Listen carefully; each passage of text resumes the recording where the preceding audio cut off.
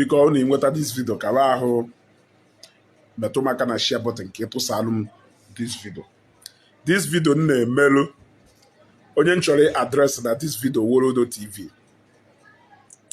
Wolodo TV made video yesterday night. It was a live program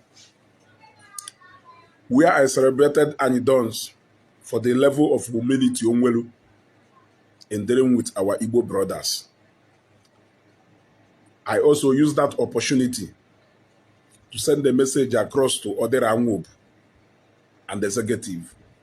I told them that life is not all about being a celebrity.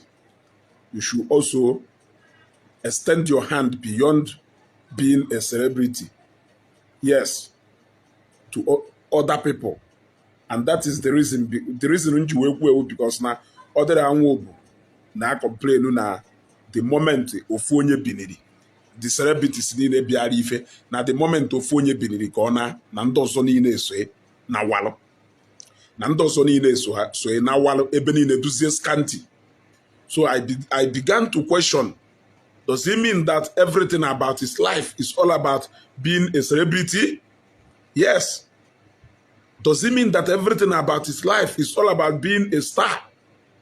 So now those people know within that circle of what you do, if they go away from your event, if they leave your event, the event end there, according to other those country.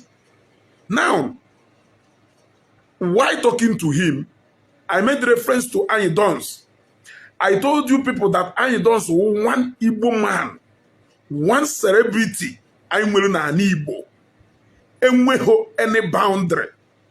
He is humble. He associates with everybody. He always wants to step down from where he is. And he doesn't understand the fact that many people cannot step up to where he is. It takes him to be humble, to step down to the level where he can be able to associate with his fellow Igbo brothers. Wolodo TV, you are advising Anyi to become invisible, to become unaccessible by his Igbo brothers. You were telling him that it is not pride. No blow every event,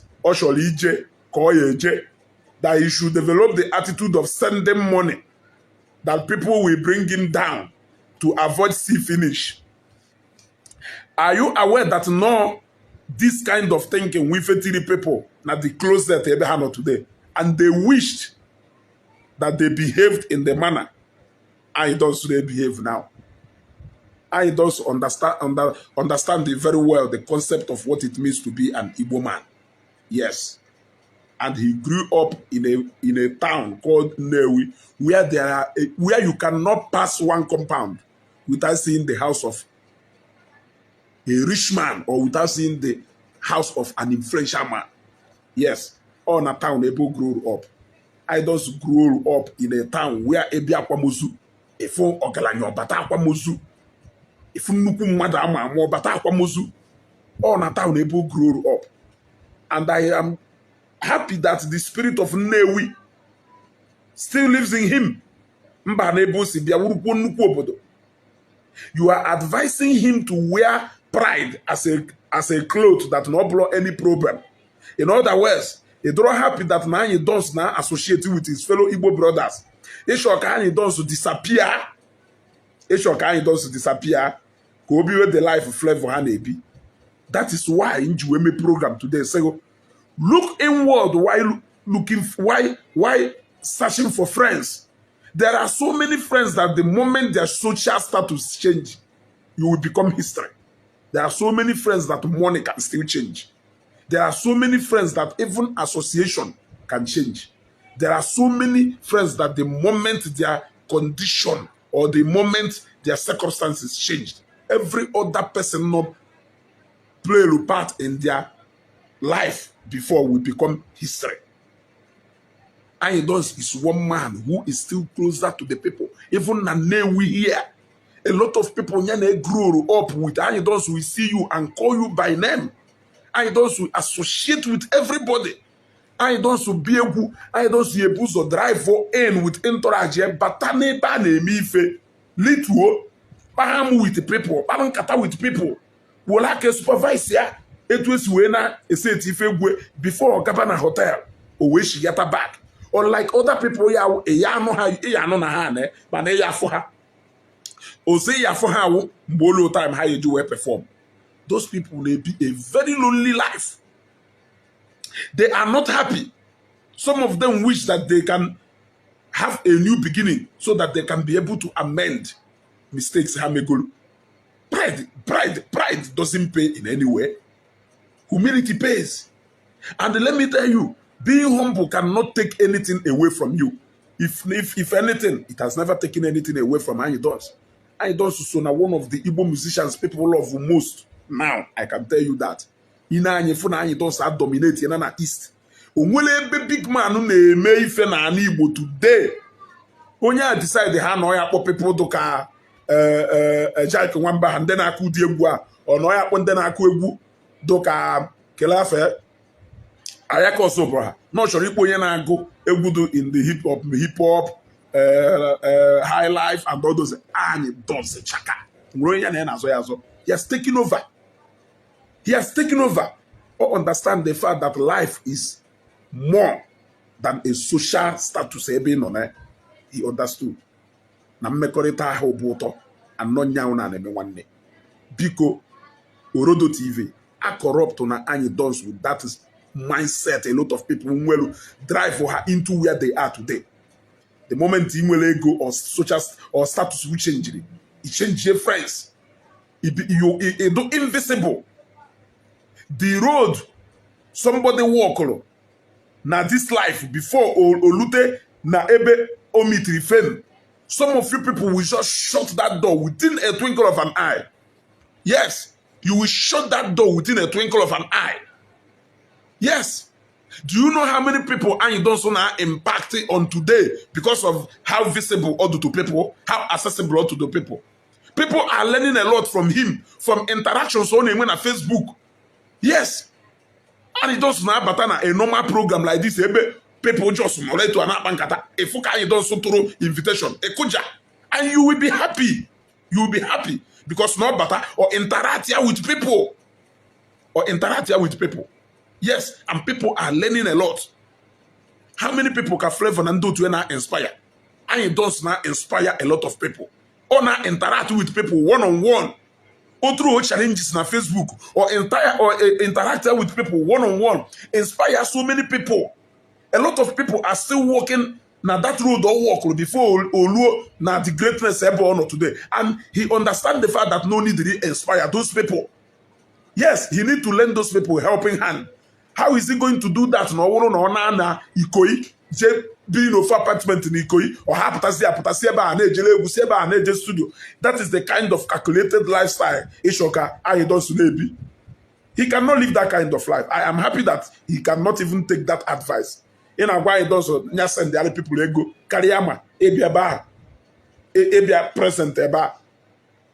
Yeah, look at it. Look, let me tell you. Isho grow to one way the highest level of pride in this world. If you don't have it, you don't have it. If you don't have it, you don't have it. Isho do as simple as whatever. If you have it, you have it. If you have it, you have it. Take for instance, somebody like Uncle IB. Do you know how many content creators today or Uncle IB in Akusili Ifehama today? Yes, yet you will see him, he will appear very simple, yet people know what he have. People a lot of people you cannot imagine now piano office Uncle IB Nonisha. Yes, they followed him. Hannah surely a beer honor because they know that no one yet. Look at somebody like Apama. Look at somebody like Apama. Apama is very humble. Apama now associate with people. Apama is living his life. He's very happy. He is accessible to the people. Look at Obosomelo Kamwa. Obose Hafozo. Ofolozo wefunde belabia.